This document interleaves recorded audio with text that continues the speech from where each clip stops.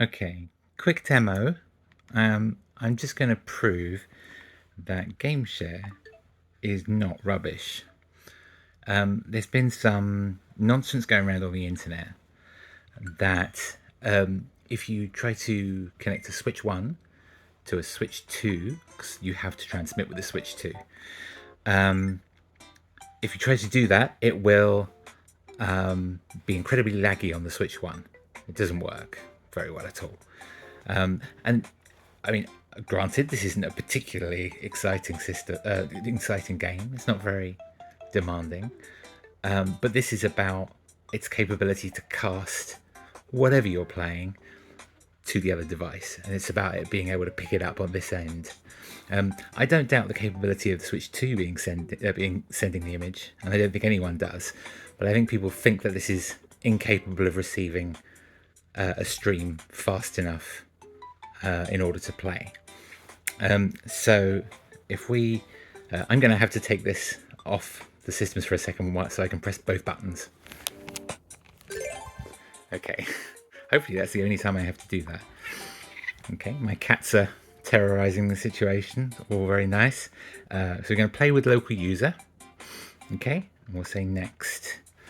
Okay, and we'll say 2 players. Whilst on this, we'll say I want to receive. Out the way, mister. Join game share. So hopefully this will all come through nicely. I'll have to confirm what device is actually doing the controlling on the Switch 1. He really wants to join in. So you join, say okay. Yep, that's fine. And then on this one it will then say okay, everything's cool. Confirm.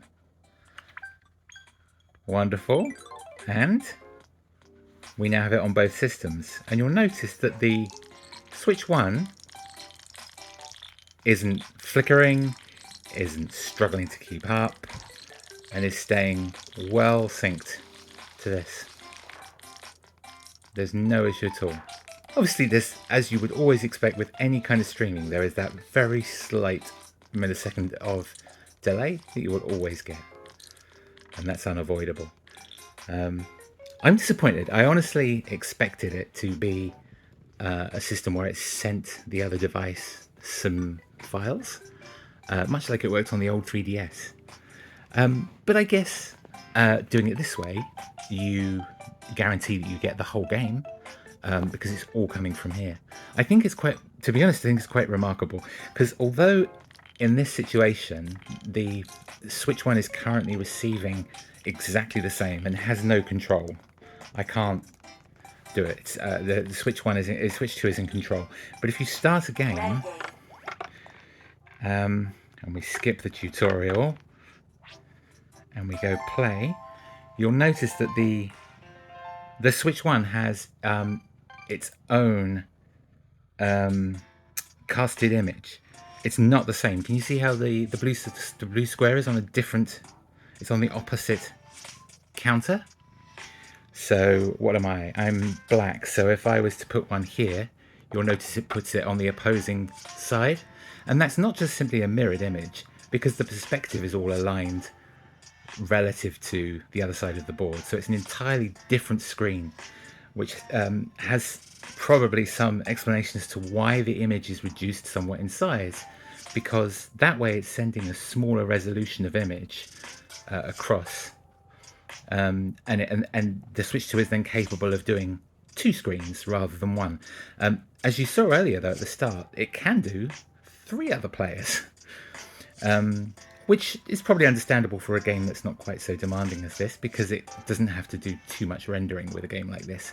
I can't imagine it would be able to do something like Fast Fusion if you were able to share, or Mario Kart or something. I can't see it doing that 3 times over, along with its main thing. But I'm impressed. I mean, I think it looks pretty damn good. You know, this is a great service, and for local play, wonderful. Online, I can't speak to that, sadly, because I can't be in 2 places at once. And I have no one else that's willing to or able to test this with me. But as far as local goes, it's smashing. And it's not a complete poop show, as a lot of people will have you believe.